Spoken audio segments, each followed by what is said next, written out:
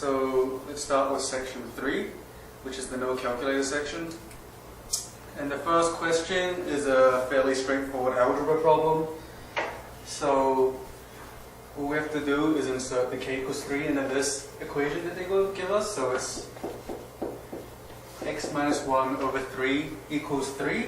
Multiplying both sides by 3, we get x minus 1 equals 9, and then just add 1 to both sides to get x equals 10. So that's D. So that's a fairly easy first question.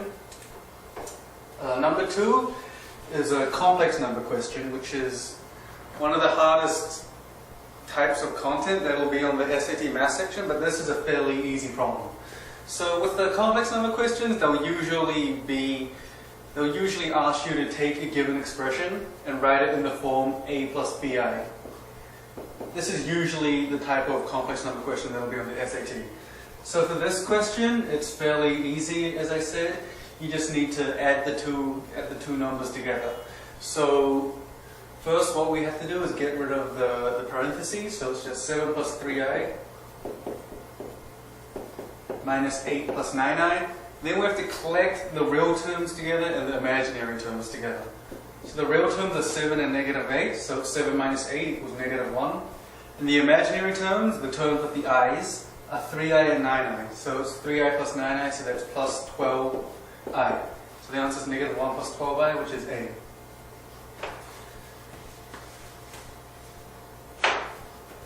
Number 3, this is a fairly lengthy word problem. So with the word problems, a good hint to keep in mind is that what the question is asking for will always be in the last sentence. So it'll often save you a lot of time to just read the last sentence and see if you can solve the problem just using the last sentence.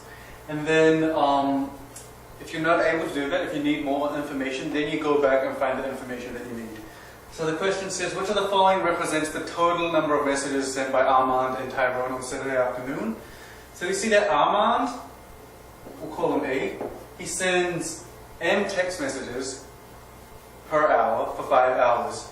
So that means in 1 hour he sends M text messages, in 2 hours he sends 2M, etc. So in 5 hours, that means he sends 5 M text messages. For Tyrone, he sends P text messages per hour. And he messages for a total of 4 hours. That means that in 1 hour he sends P text messages, in 2 hours he sends 2P text messages, etc. So in 4 hours he sends 4P text messages. So the answer, the total number of text messages that they send will just be 5M plus 4P.